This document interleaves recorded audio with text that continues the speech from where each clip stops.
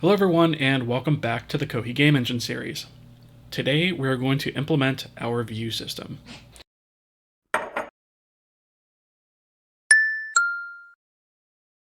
So before we jump into the video, I would like to take a quick minute and thank the partners of the channel. The partners are the highest tier of support both on YouTube and Patreon, and they are Caden, Eearslya, Gerboles Inc., Super Awesome, and Wensheng. I'd also like to thank all the other fine folks that appear on the screen here. Your support is greatly appreciated. Thank you very much.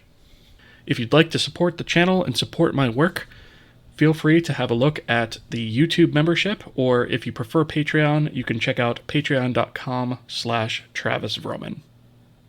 So, the view system is something that we have been talking about in this series for a little bit now, and it might still be a little bit nebulous to you if you don't recall the initial description of the view system. So what do I mean by view, and what is this system that we're talking about?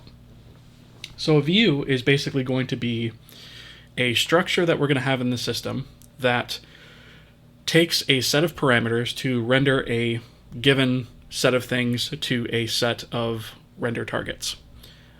That's the high-level explanation. So what that means is, for example, a view might be the world view, and then a second view is going to be the UI view. You might have a second, maybe a third view for, let's say, for instance, a skybox. You might have another view for a mini-map. You might have another view for like a shadow map. Eventually, we're going to have views for all these different things. So a view is basically a way to configure a render pipeline, if you will, that has a series of pieces of data that it takes and configuration that it takes in order to complete a render process. And then these views are presented within a given frame in a particular order. Sometimes they're chained together, sometimes there are multiple views rendered at once, and then the results of multiple views could be required by a single view to put it all together. And basically what we wind up with is a system that is configurable, that we can insert and remove views as we need to add and remove features. And so what we're eventually going to wind up with is what we're going to call a frame configuration, which is sort of a precursor to a render graph, if you will, where a given frame will have a set of views that it will be configured to render, and those views will all be combined to ultimately render a single frame of our game. And so the views is sort of the next logical step in that process. And it's actually going to be something where we're going to need it coming up very soon for a feature that we're going to be adding. So the next step of the process is to add the views, so we're going to go ahead and get started on that now. Before we jump into that, there are a couple of house cleaning items that I would like to go ahead and get out of the way. So for one of those things, we have the texture system, and we have a lot of these trace messages that we're outputting for loading textures and so forth, and it's kind of noisy. So I'm actually going to go ahead and just shut these off for now, because they're trace level messages, and we don't necessarily always need to be outputting these things. So I'm just going to search for these and go ahead and turn them off. So we have another one here, another one here, and let's see. So we don't need to have quite so much noise in the system, because we want to clear our log files up a little bit. Okay, so that is a change we want to make in the texture system. We're actually going to want to do the same thing in the material system. So we'll go here and we will just comment these out. And I'm leaving them in here so that we can very easily turn this back on if we ever need to debug an issue. But it'll be nice to have that sort of cleaned up for us. All right.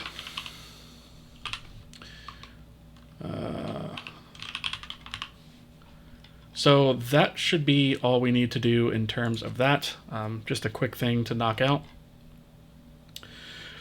The next thing that I want to do is I want to go to the Vulkan backend for a second and rename something. So our general scheme for naming things has been sort of the subject and then the verb.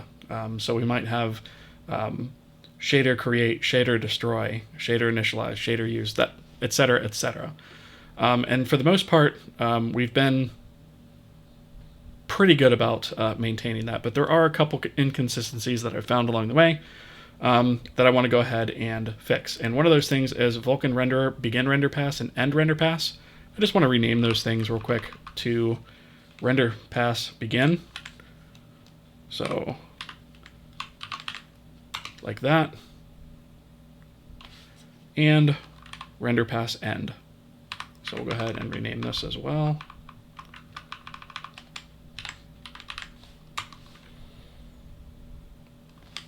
Okay, just to keep things a little bit consistent. So it does not look like it opened the backend, so I'm going to go into the Vulkan backend C and see if it actually did it. And it looks like we have Vulkan render pass end and begin. Okay, so it actually did do it, just didn't open the file for some reason. Okay, so we're also going to want to carry over this change to render types INL. So we have here begin render pass, and we're going to rename that. Actually, let's use the rename for that. So we have render pass begin, if I can spell it right.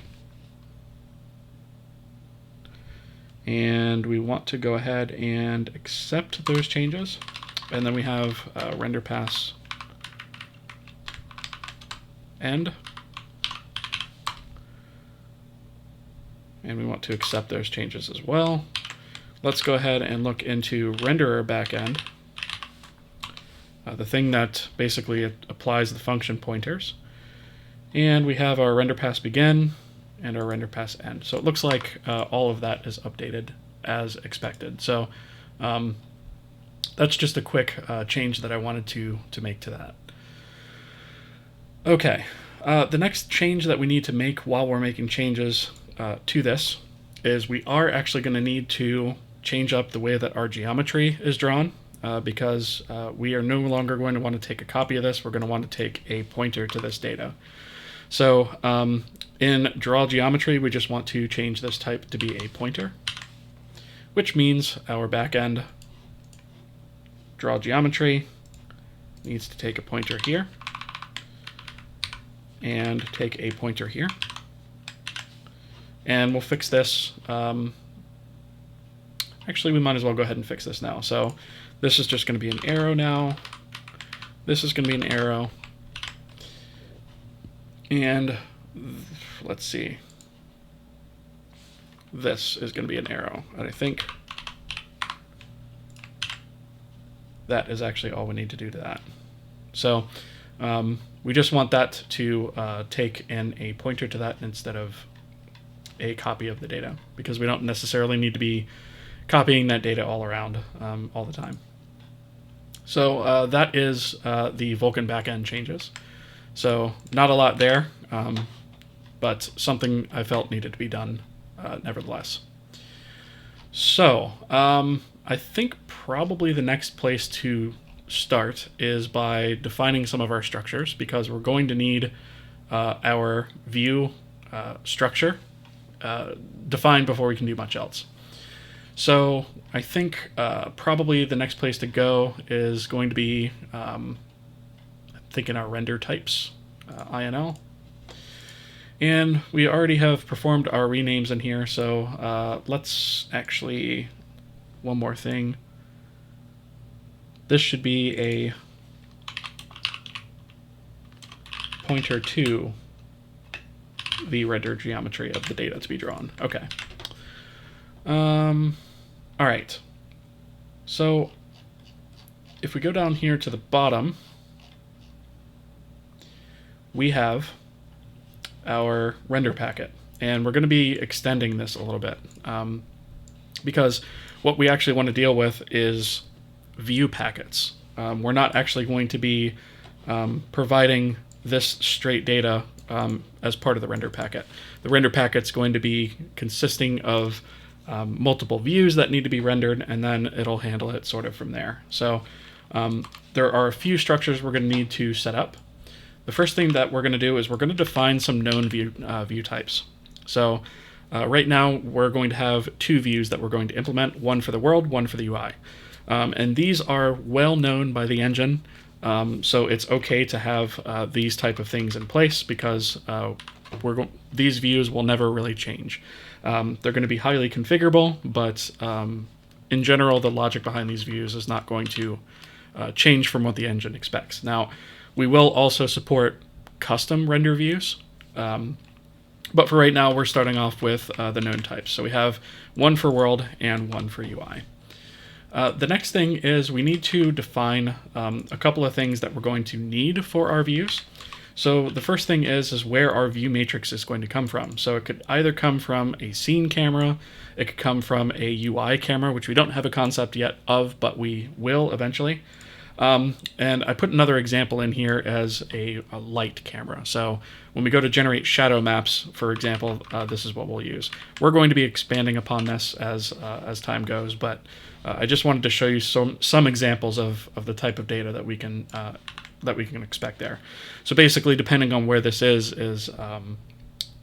depends on where we actually get the view matrix source from.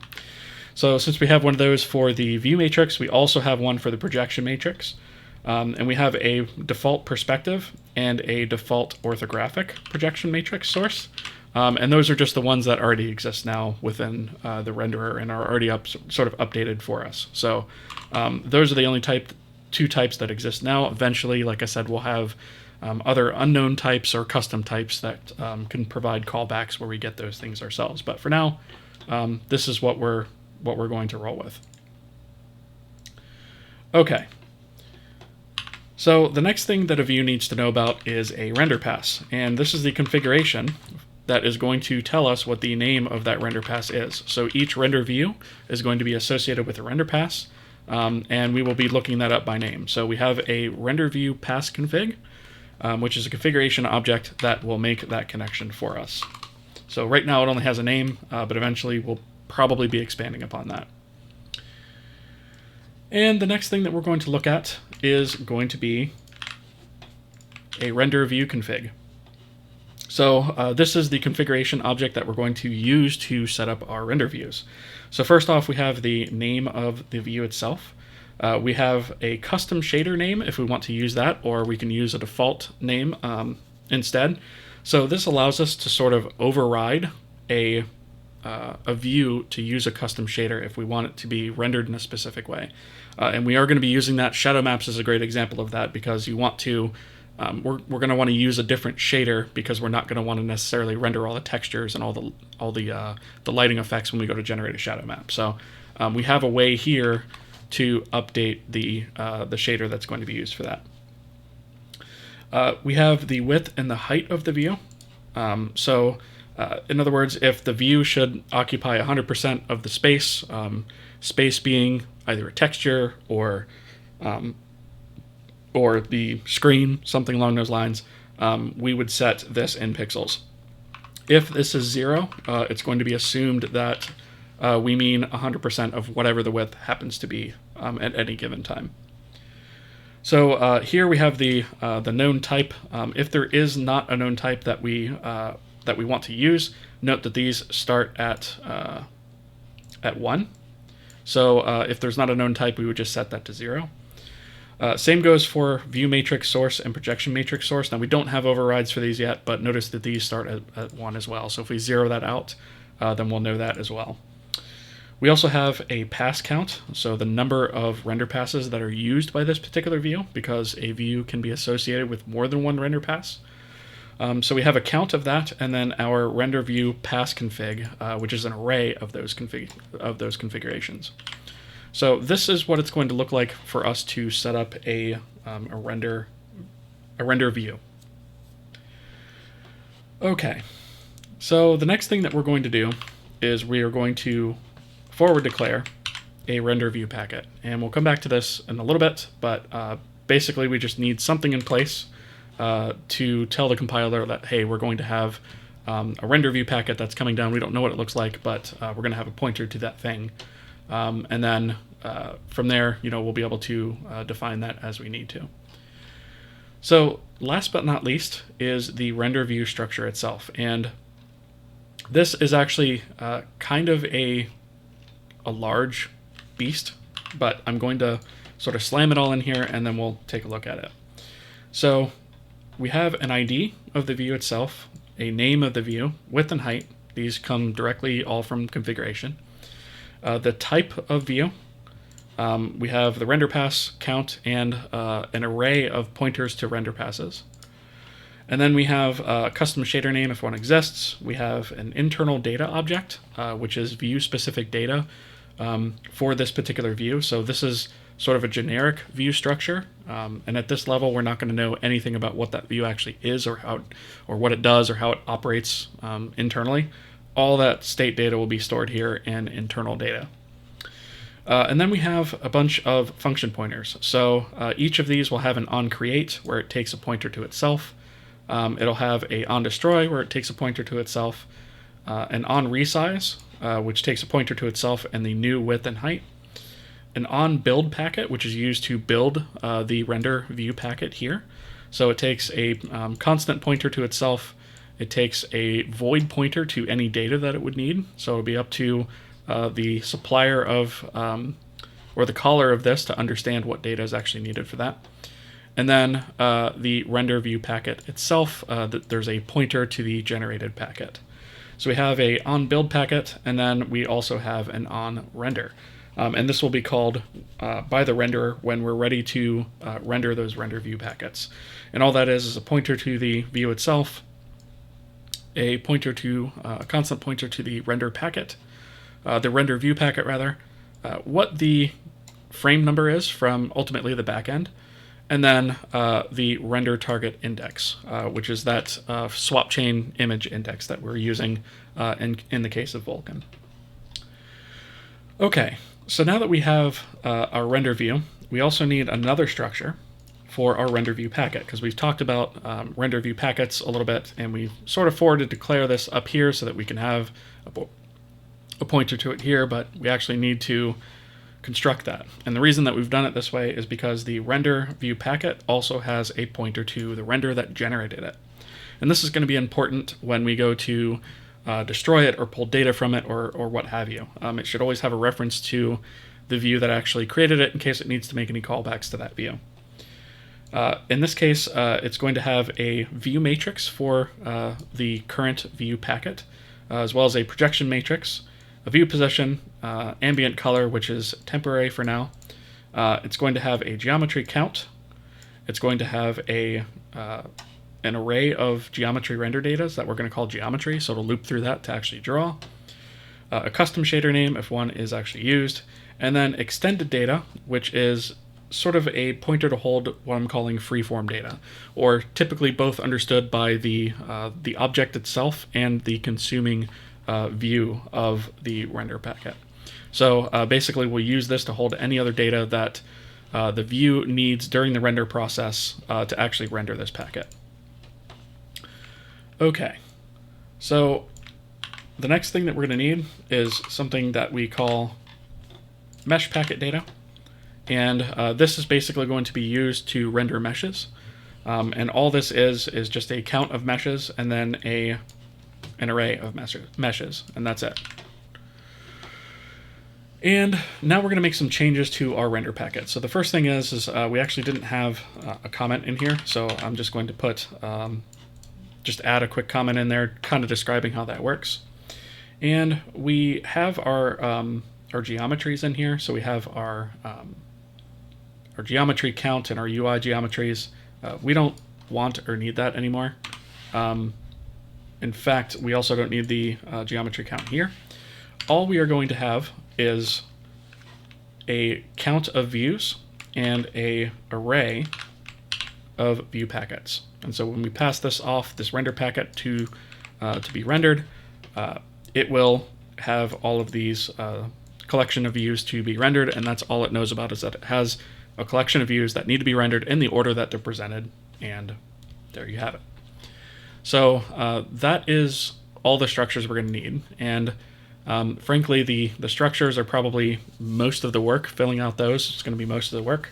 But logic, thankfully, is not going to be too complex. So there is that.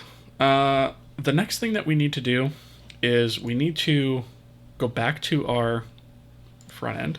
So render front end.h, and we need to hook a couple things up. So if we have a look here, let's do geometry, render destroy geometry. Okay.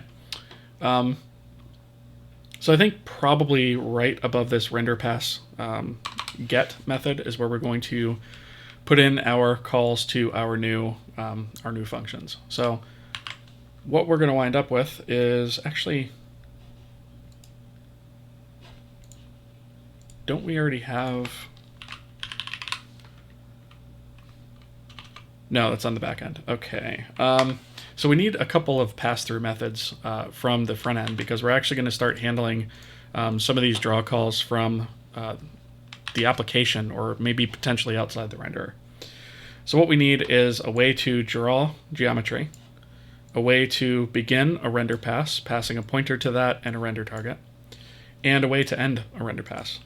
And so we need those things available in the front end to be able to call from elsewhere in the application. So thankfully, all these are pass-through methods. So I'm going to go to the front end C file, and let's see, we have our render pass get. I'm going to put it right here. And so since these are just pass-through methods, I'm just going to paste them in here. So we have our render draw geometry, which passes through to the backend.draw geometry, passing through the data. Same thing with the backend render pass begin. That takes the pass and the target, and then render pass end just takes the pass. So let's go ahead. I don't know why this is throwing some errors, but let's go ahead and build this and see what we got going on here. Okay, so our backend looks like it's got some additional requirements here. This is actually taking the backend pointer, which I don't think we actually need. So let's investigate that real quick. So we have our Vulkan backend, and that is just draw geometry.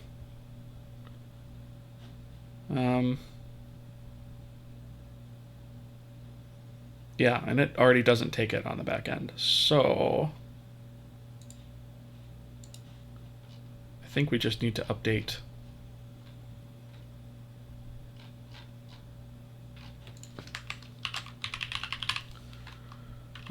render a back end.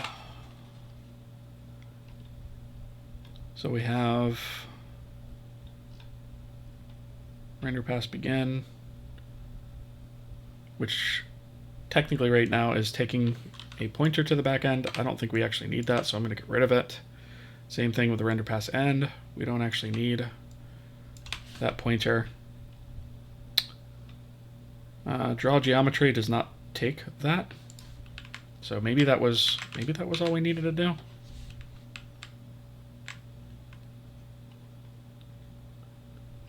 Yeah, I mean, we've got other errors here because we have other stuff to fix. So I think now this is probably, yeah, okay. And this is all going to go away anyway, so I'm not worried about it. Okay. All right, so now we actually need to make some changes to our renderer front end to handle the views instead of, in fact, actually there is one more thing that we're going to have to do before we can do that. So we have our view interface set up, but we don't actually have a view system set up. And I think probably the best way to go about this is probably going to wind up being, we should create the views first themselves, and then we can come back and create the view system, which will construct those. And then from there, I believe we can just go ahead and hook all that up. So I'm going to break away from this for a minute and focus on our views. So like I mentioned, at least initially, we are going to have 2 views. We're going to have one for the UI and one for the world. So I'm actually going to start with the one for the UI. And we actually need to create a new folder under renderer. So I'm going to do new folder, views.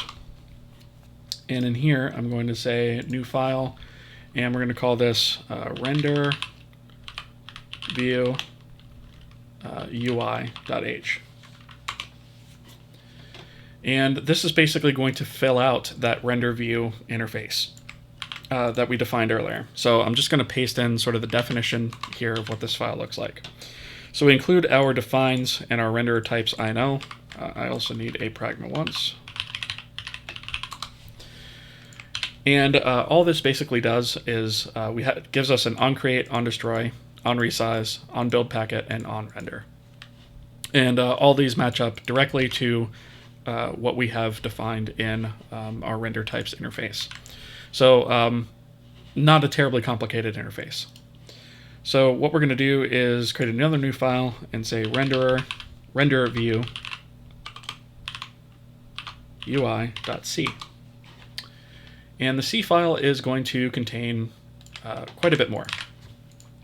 So our includes are basically our render view world, which, whoops, that should be render view.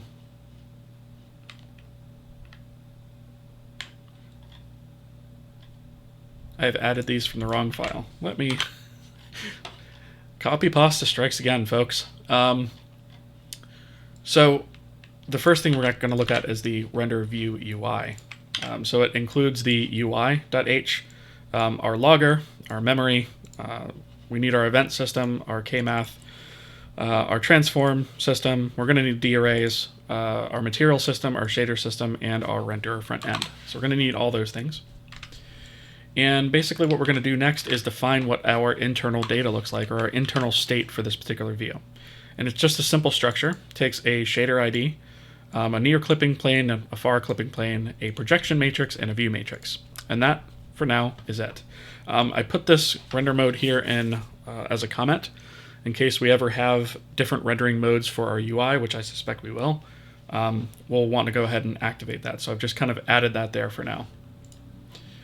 So the next thing that we're going to want to do is take all of these guys to our C file, and we're just going to create function definitions out of them.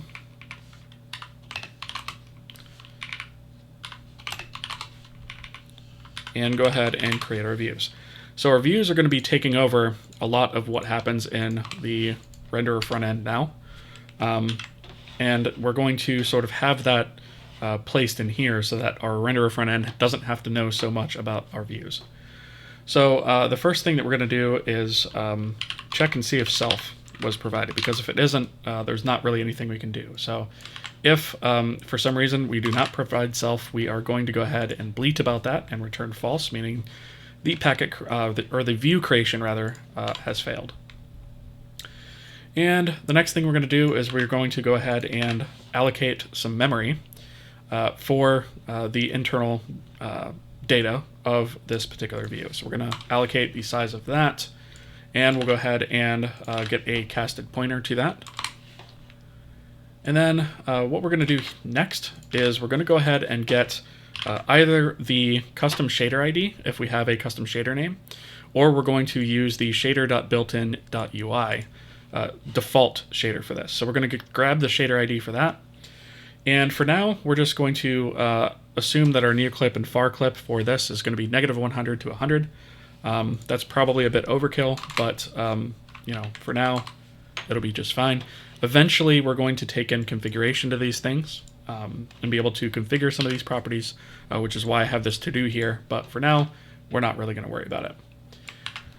Next, we are going to go ahead and create our default projection and view matrices, just so that we have something in place so that it doesn't actually fail if we go ahead and try and use this right away. So our projection matrix is just using some default values, hard-coded values, for an orthographic matrix. It's basically using 720p with these default values here. And then the view matrix is going to be an identity matrix. So we're just setting these as somewhat sane defaults, so that way if we forget to actually hook something up, it'll still work, but without crashing the engine. Okay, so on destroy is actually going to be pretty straightforward because we're only doing one allocation here, so we just need to say if we have self and self internal data is not 0, then we're going to go ahead and free that and zero it out. And that's basically all that needs to happen there. The resize is also pretty straightforward. So this is what was happening sort of in our renderer before, and now it's going to be taken care of by the view. So this will be notified whenever the window is resized in this case. So we just check to make sure if either the width or the height are not equal to what they currently are now. Then we're going to go ahead and grab a pointer to that, update those things, regenerate the orthographic matrix, and then we're going to go through the render passes and update the render areas. So whenever we resize, this will handle that for us. Next, we are going to build the packet. So this is where we fill out this out packet render view packet structure. So the first thing, of course, that we're going to do is we're going to check to make sure that we have the view itself, some data that's passed along, and the out packet, because this particular view does require data to be passed in the packet. So the data that it is looking for is mesh packet data. So it's just doing a cold cast against the data here to extract that. And then it is grabbing also a pointer to the internal data by cold casting that.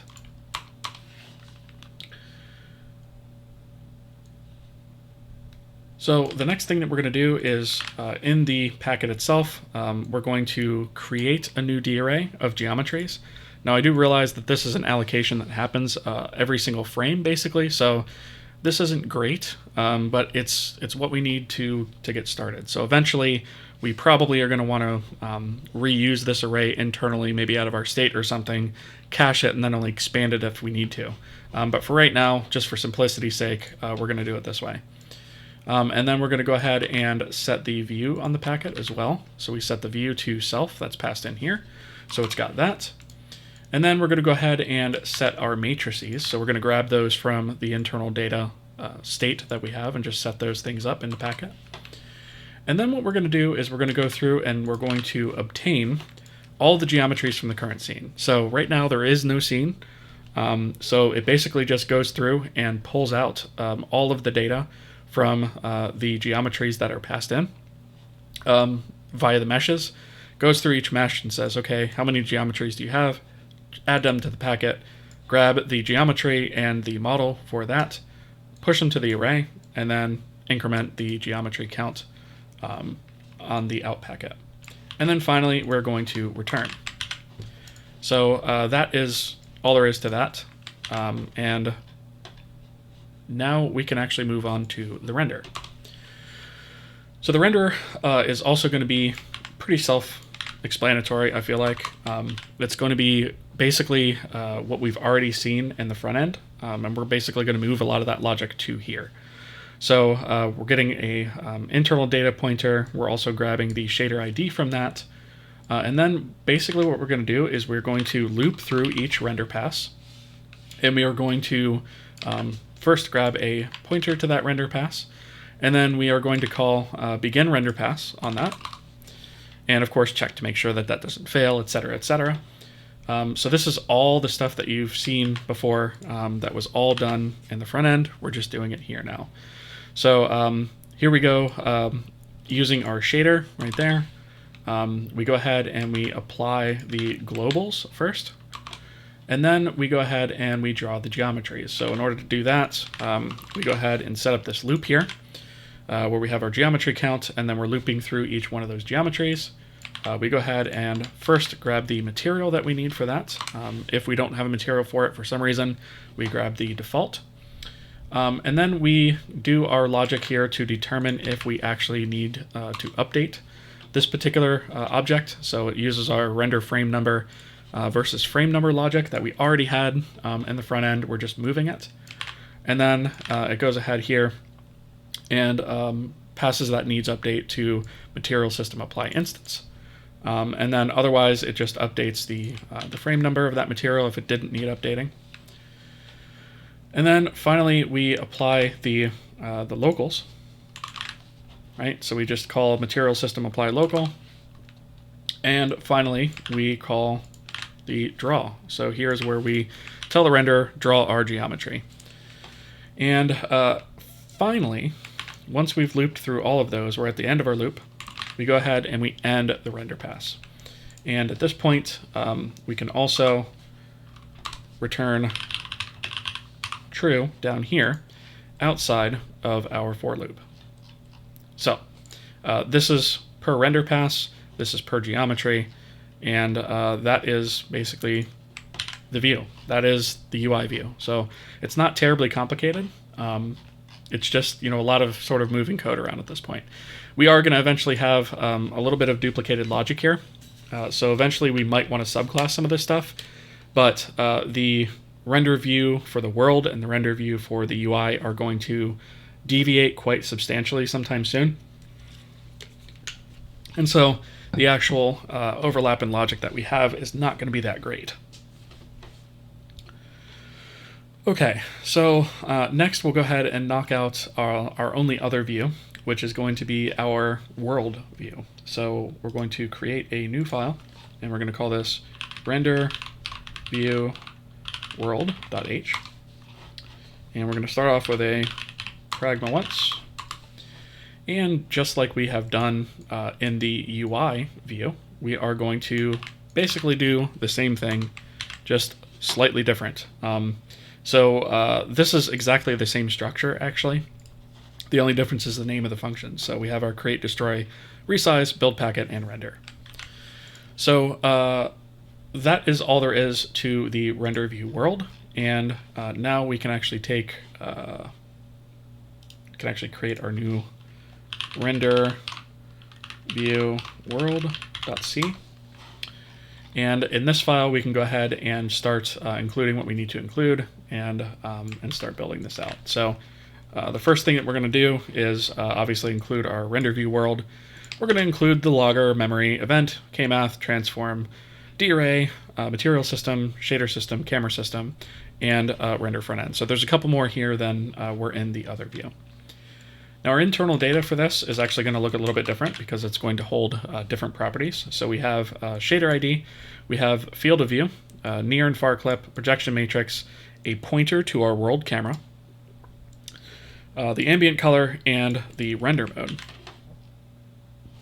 So the next thing I'm going to do is come over here to the header file, grab these, and slam them in here, just so that we can turn them into function definitions.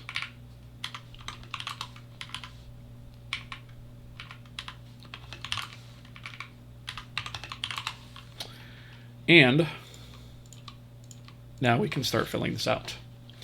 So one of the first things that we're going to want to do is in our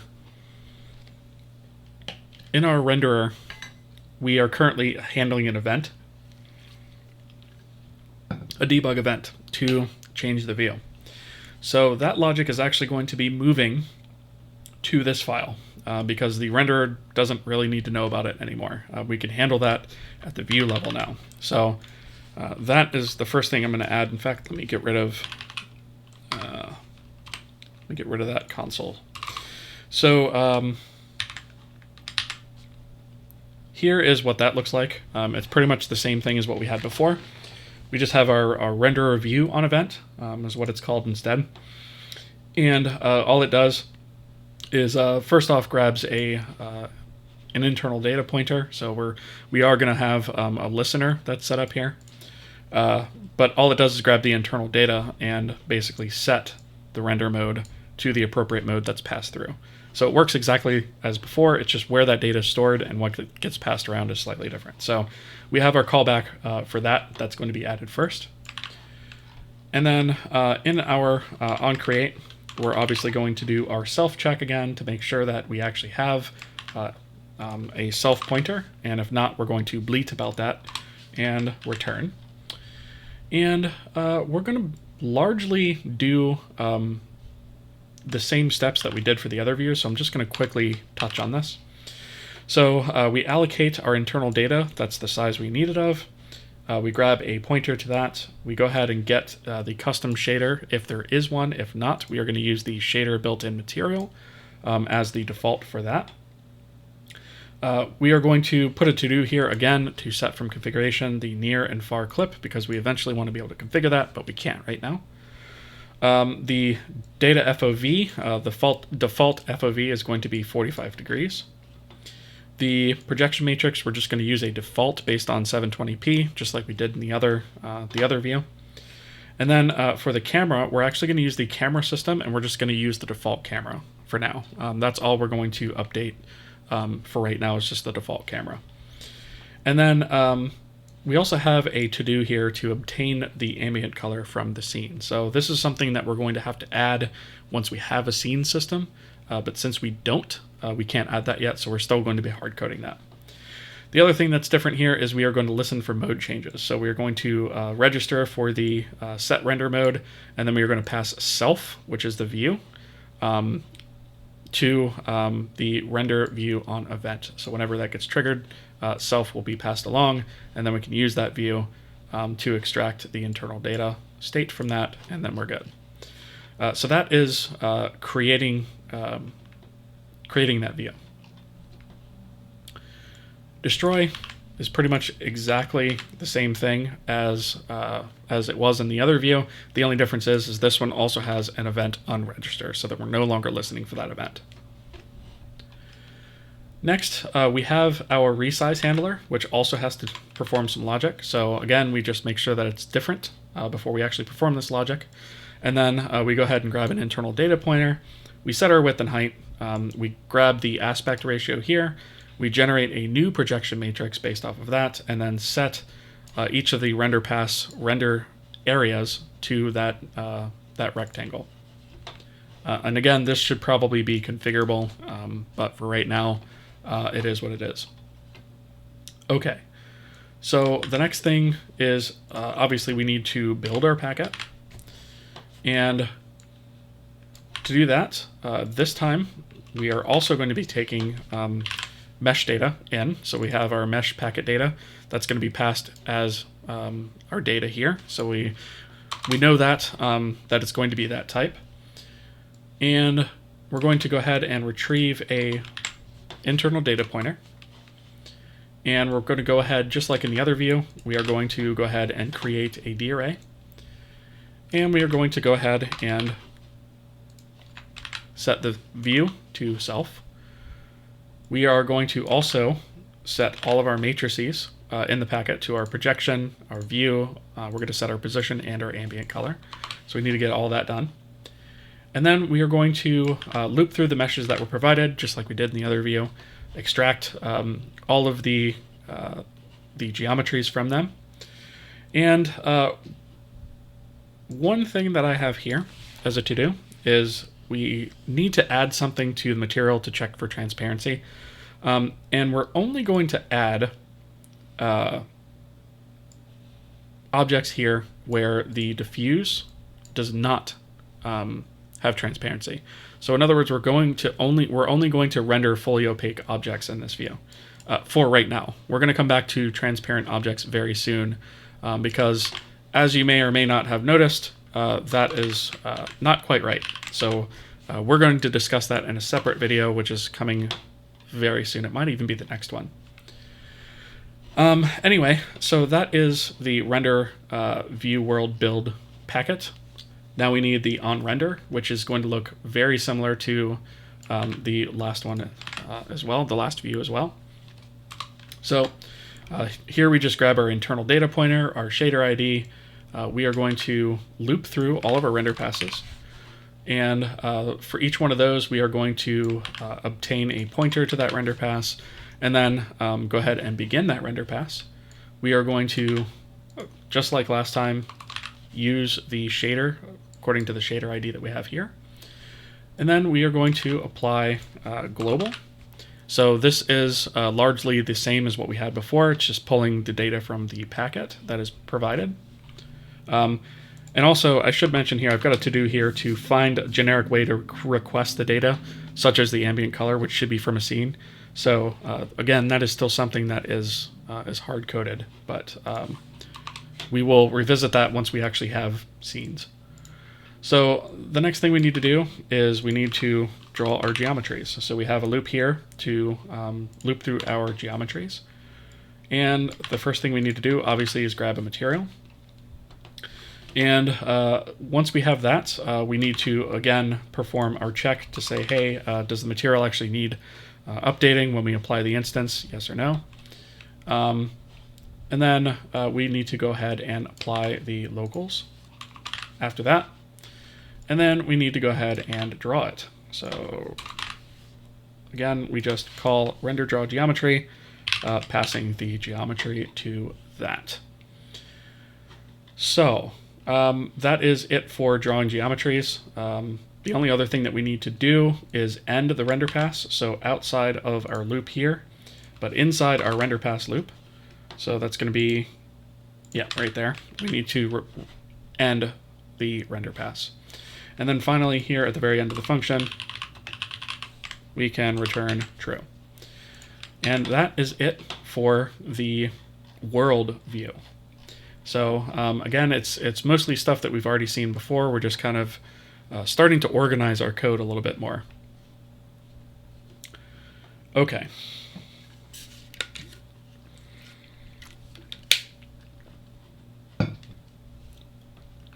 So the next thing we probably ought to do is set up our render view system, because without that, we can't really go any further. So what I'm going to do is come down here to Systems, create a new file, and we're going to say render view system.h. And I'm just going to create the C file now too. .c. And of course, we are going to start with a pragma once and some includes. I'm going to go ahead and jam a file comment in here. And this is just going to be a system for managing views.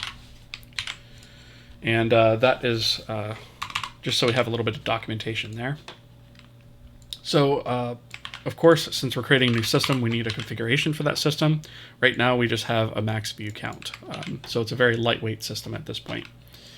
So just like every other system that we have an initialize and a shutdown. This is the same standard pattern that we followed elsewhere, so I'm not going to go into it. However, we have a render view system create, where we actually pass a constant pointer to a config, and a true or false as to whether or not that was successful in its creation. So when we create a view, it is registered internally, and then we can obtain that view down the road later. So we have our creation, and then we have our resize. So the render view system itself receives the resize event and then goes through and notifies any relevant views of the resize event if it's needed. We also have the ability to get a pointer to a render view by name, so this is going to be super important for us as well. And then we have a couple of system level callbacks, or not callbacks, functions, where we are going to say, hey, render system, I need you to build a packet using this view, this data, and I need it to be saved to here. So instead of having to necessarily have a direct reference to the view and try calling that yourself, you can just call it here. We might eventually change this to perform some lookup by string, but we don't necessarily want to be doing that every frame. So what we're probably going to do is obtain a pointer to this on the first frame or something, or maybe during initialization, and then just use that over and over again. Okay, so the last piece of this is we have our onRender. So the only two things that our system is going to have a look at least initially, is onRender and onBuildPacket, and that's just to pass through to the supplied view. And that is basically all our render view system is. So we can flip over here to the C file and begin our implementation of that. Again, not going to be very complicated stuff. It's mostly going to be just a lot of scaffolding. So what we have here is we obviously include our header file. We have our hash table, because we're going to need that for the name lookups, our logger, our memory, and our renderer front end. Pretty standard stuff. We also are temporarily including our two views that we just created. Now, eventually, we want to have some sort of a factory pattern where we could just pass in a configuration and it doesn't have to know about these things. They're just registered somewhere, and we don't have to necessarily do that explicitly. But for right now, this is the way that we're going to handle this. Okay, so the next thing that we need is obviously a system state. So this is going to have a hash table and a block of memory for that hash table. It's going to have our max view count passed in from configuration, and then an array of registered views. Obviously, we are also going to need a state pointer, so we've got that there. And now we can actually go ahead and, let's see, let me go here, and I'm going to copy all of these functions and paste them here. Get rid of the documentation comments because we don't need those in the C file.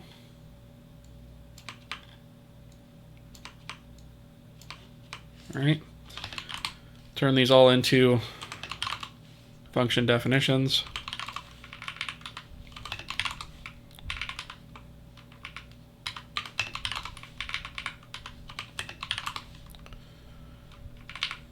Okay. All right. So first thing that we're going to do is handle our render view system initialization. So this is actually pretty standard stuff as well. So basically, if we pass our configuration having a max view count of 0, that's rubbish. You can't do that. It needs to be greater than 0. Probably we should have some other mechanism that it should be, maybe greater than 2 or something, because we know we're always going to have, or maybe greater than 1, because we know we're always going to have multiple views. But for now, I'll just say greater than 0. It's fine. So now we gather our memory requirement by looking at the size of the struct, the size needed for the hash table, and the array requirement, and we just add those things together and set our memory requirement. If we have not passed state memory, we go ahead and return at that point. If we have, then we go ahead and set our state pointer, and then set our state pointer max view count to the one that is passed in configuration.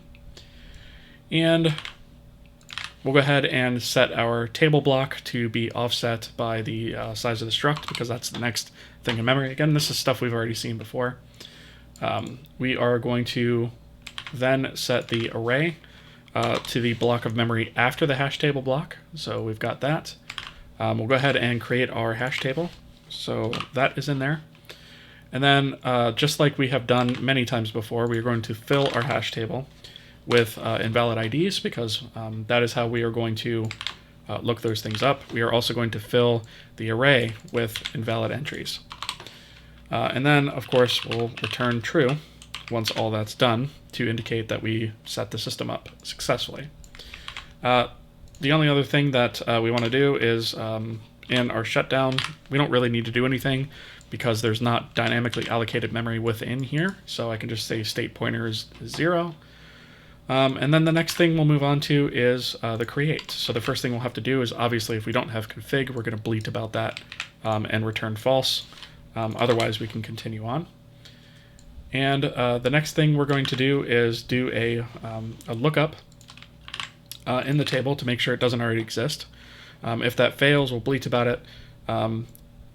If it does not exist, then we will find a new ID. And then if at this point there was no valid entry found, that means the array is full and we can't continue. So we handle all that. And then we go ahead and say, well, if the config pass count for this particular one is less than 1, meaning it's 0, we must have at least one render pass. So we return false at that point. In fact, we probably ought to do this first. So we'll go ahead and check that first, actually, before we do any of this. Because if we have invalid configuration, there's no sense in doing all that other work first. Okay, so next we go ahead and obtain a pointer to that view by getting the registered view sub ID. We go ahead and set the ID on that, the view type, the custom shader name if it exists. We go ahead and set the view's render pass count as well to pass count. And then we go ahead and allocate a block of memory to hold the passes array of render pass count. And then we want to go through that array. And basically what we're going to do is we're going to look through our render pass count in our view. And for each one of those, we're going to get the render pass with that name. We're also going to check to make sure that that actually exists. So that's going to return a pointer. If it doesn't exist, it will return null. So if this returns null, then we're going to count that as a fatal error, bleat about it, and boot out. And then after that, we are going to go ahead and set up our function pointers. Now, I should mention that this is another place where a factory pattern would be extremely useful. And the factory pattern would probably be some interface that we'd set up where the individual views themselves that know about these method names would go ahead and assign these function pointers. But for now, we don't have that, so I'm just marking it as to do. We will get fancy with it later. Next thing we need to do is we need to call the onCreate of the view that we just created. So we're going to call view onCreate passing view itself. And then if for some reason that returns false, we are going to bleat about it. We are going to free the pass array of that view, zero the memory out, and return false because we failed at this point. And then finally, we will update the hash table entry and return true. Okay, and so that is creating a render view. So eventually this will be completely type agnostic and we won't have to do this stuff, but I didn't really think that adding a factory right now was a good idea just because of video length, you know? So we can always come back and do it later. On window resize is simply going to take a look at all of the views, and if the registered view at that particular index is valid, it's going to go ahead and call on resize. Now, we may want to wrap some logic around this to conditionally do that instead, but for right now, I'm just going to call it on everybody. The next thing is our render view system get is going to do a hash table lookup and then return if it actually finds something that's not invalid ID. It will return the address of that registered view sub ID, otherwise it will return null. So on build packet, or build packet rather, just goes ahead and says check to make sure you have a view and an out packet to store the packet in, and then it's just going to call the views on build packet method. If it does not find that, it goes ahead and bleats about it and returns. The same could be said for onRender. So again, this just passes through to the view itself, which knows how to handle that, that call.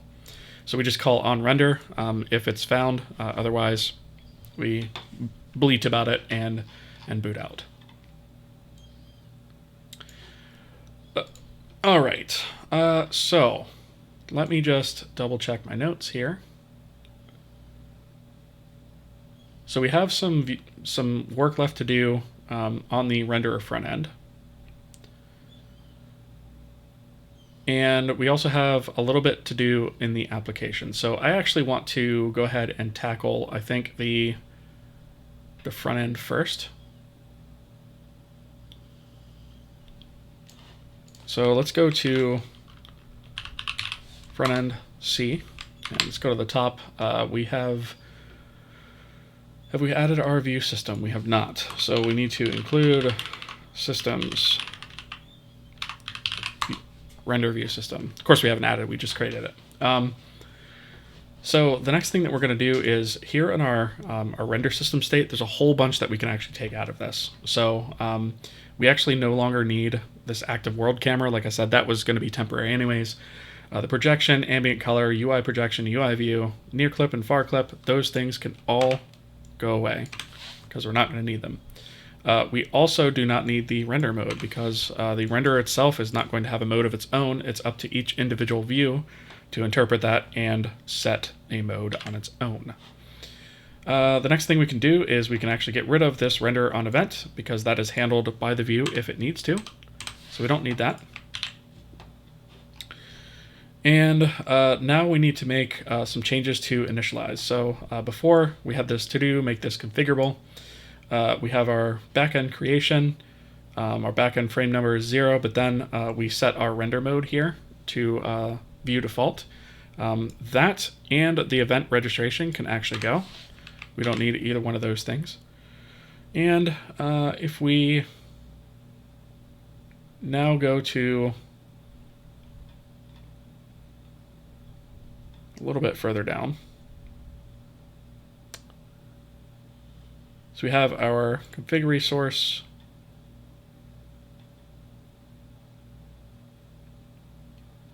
Let's see. We have that being unloaded. Okay. So basically, all of this can go because we're not actually, we don't need to store any of this here anymore. We are going to still store the material and the UI shader IDs for now because we don't fully have a way to access that yet. So we are going to keep a copy of those IDs here, but that is basically all we're going to keep here. Let's see. So our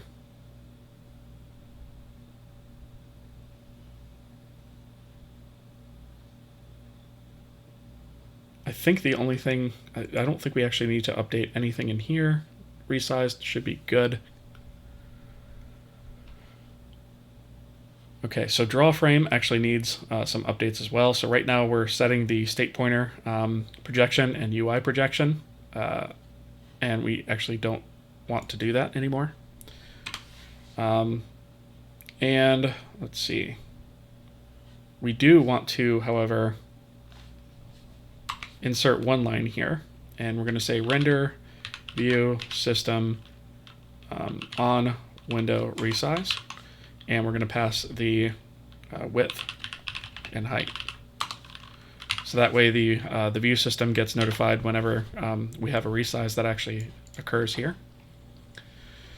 All right, so now is the time when we get to rip out a whole bunch of code. So we have a to-do here for our views. All of this, including the view and all that, can go. We don't need any of that anymore. So we do keep our call to begin frame. We do keep our call to attachment index. However, all of this for our world render pass, drawing geometries, like we've taken all of this stuff and moved it to the world render pass, so that all can go. We can also do the same with our UI render pass. So we've taken all of this and moved it as well. So everything up to end UI render pass can go. And now we just have a little bit of logic to put in its place. So we've begun the frame, and then we have our end frame here. So in between that, we need to render each view. So we will say for view32, I equals 0, I is less than packet view count plus plus I. And we're just going to loop through those, and we're going to say if not render view system on render, and we're going to pass the packet views sub I dot view. we are going to pass the address of packet views sub I. We are going to pass the state pointer backend frame number, and we're going to pass the attachment index. So if that call fails, we are going to say k error error rendering view index. We'll say I, and then we're going to return false here because that is a, whoops, what did I hit? Must have hit a different button. Okay, so basically what this is going to do is it's going to render all the views that are sent through in the packet. Okay.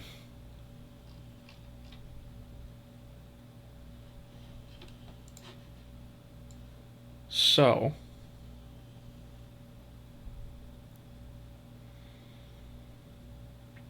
I believe we have done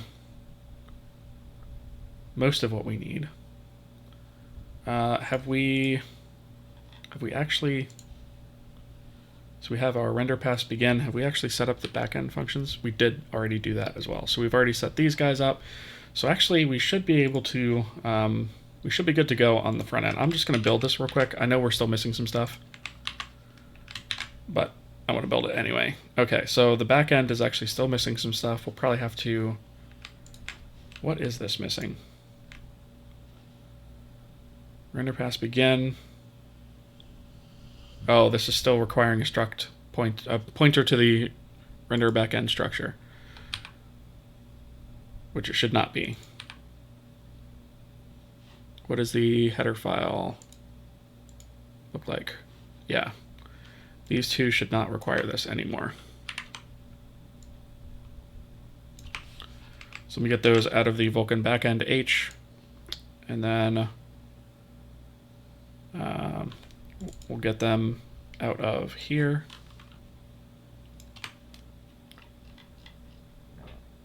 And here. Okay. And most of the failures now are in application.c, which is not surprising because we haven't updated it yet. So I believe that is actually the last bit that we're actually going to have to update. I don't think there's anything else that we are going to need to change. So everything else is going to be done in application. So application.c. All right, so we're going to start all the way at the top. And let's see, we're going to include systems render view system. And we are, since we have a new system, we're obviously going to have to come into our application state. And this time, instead of putting it all the way at the end, I'm actually going to initialize this right after we do our render system because it kind of coincides right with that. So we'll be able to have that data locality when we're actually setting that up. So I'm going to do that there. And I'm going to go a little bit further down, and we have our meshes here, and then we have our test UI geometry. I'm actually going to get rid of this guy because we are just going to have one of them. So I think, in fact, no, that's not correct. We actually need, so we have our meshes here. We want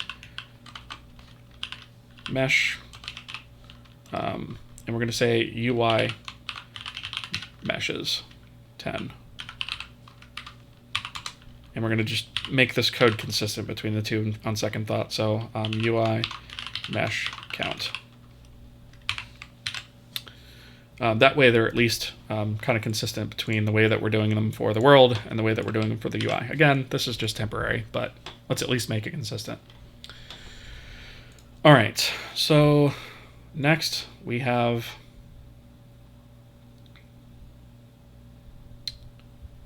in fact,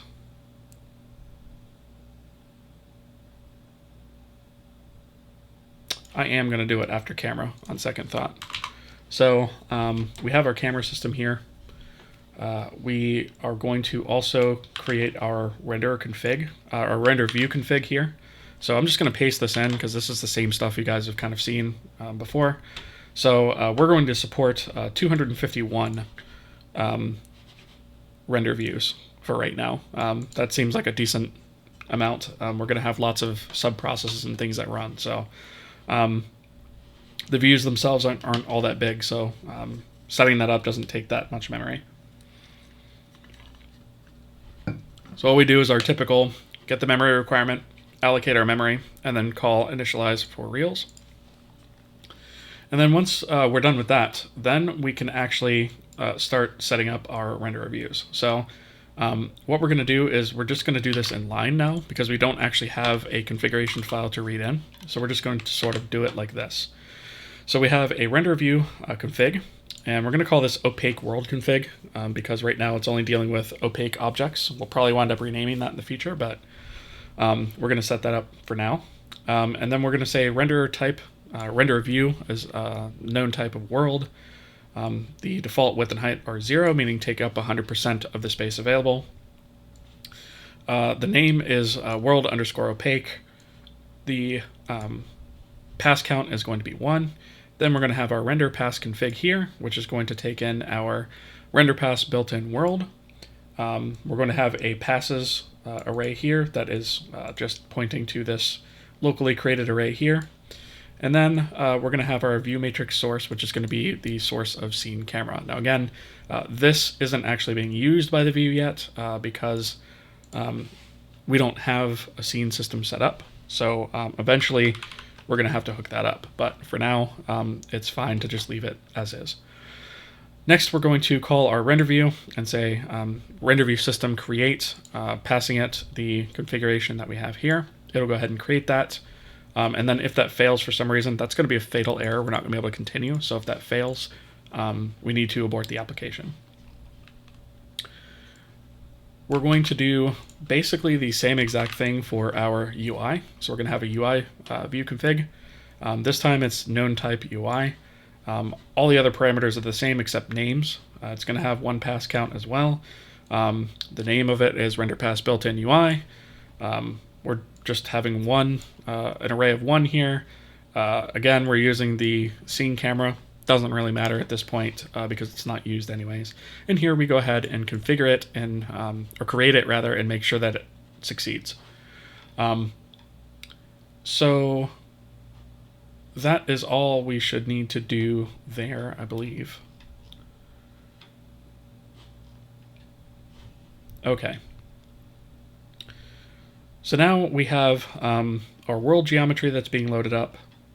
So we can skip past that. And here we have our load up test UI geometry. So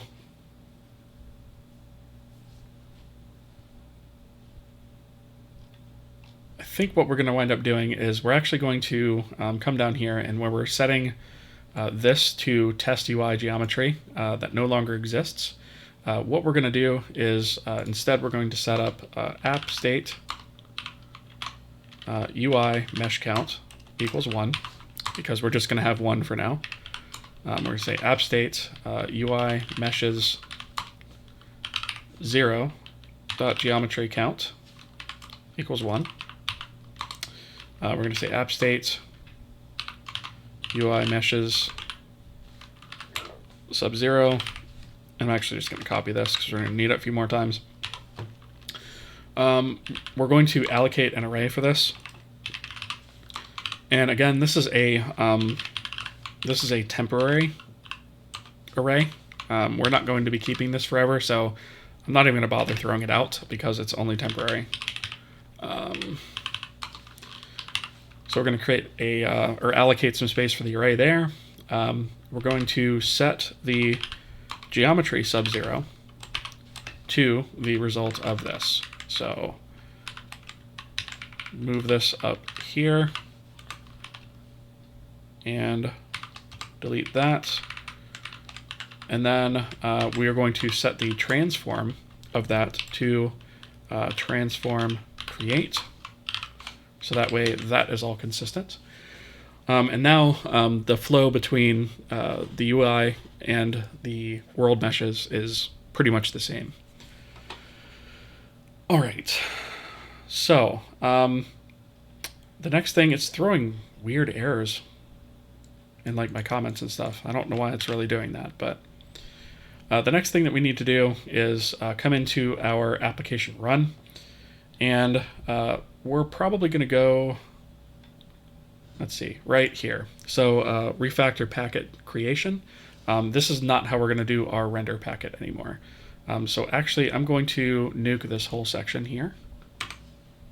Get rid of that. And we can come down a little bit further to the end of this.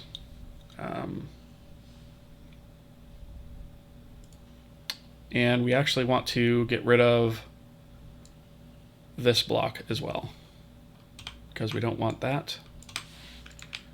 So all we're going to do basically is say we're just going to set the transforms of these, but we're not going to loop through the geometry yet, right? So we still have our size guards on there, but you know, again, this is temporary code, so yes, it's a little messy, but it'll get fixed as we continue to build this out. All right, so actually what I'm going to do is I am going to put our packet information down here instead. So right here. So we're going to create a new render packet, set its delta time, and then what we're going to do is we're going to put another to-do in here to read from a frame config. And this is what I was talking about, like we have all of our views that are set up, but we don't have a way to actually indicate how those views should be rendered, or what order, or what dependencies there are, or anything like that. So we're going to kind of hard code that for right now while we build in some more of these features, and then eventually we'll come back into this and we will set up a frame configuration that will tell us how to proceed through these. So for right now, we have a view count of 2. We have a render view packet array of 2. So we go ahead and 0 that memory and set the packet.views to that views array. Again, so we don't have to allocate memory. And the first thing that we're going to do is we are going to go ahead and do our world. So let me just add this here.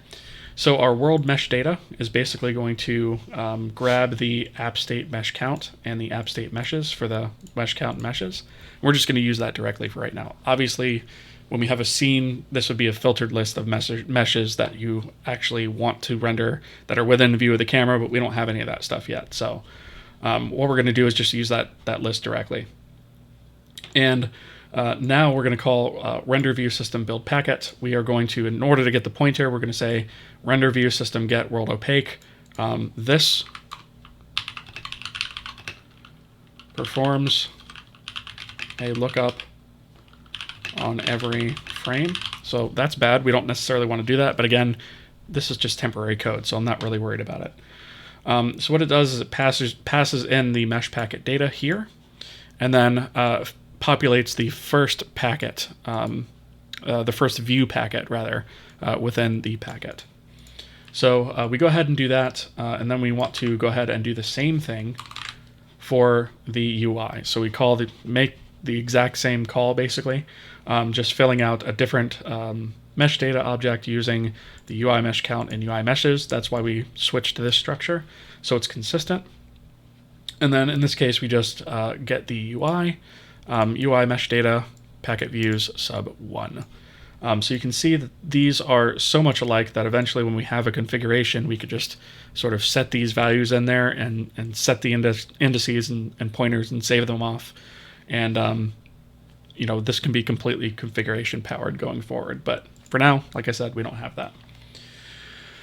All right, so we also don't need this render data here, because that is just temporary stuff. And our cleanup here isn't really needed.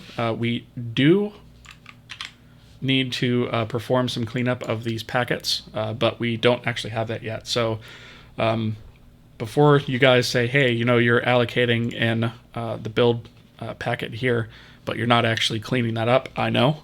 We're going to come back and handle that in a future video. So I am going to leave this right here. Okay, so I believe that is everything we need to do. I'm going to clean and rebuild, see if I missed anything. Doesn't look like it. So let's go ahead and run.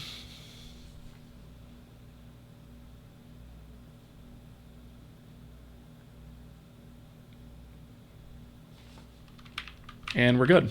So we have both of our views are working, and I know that because we have our Kohi element up here, and that is working as it should.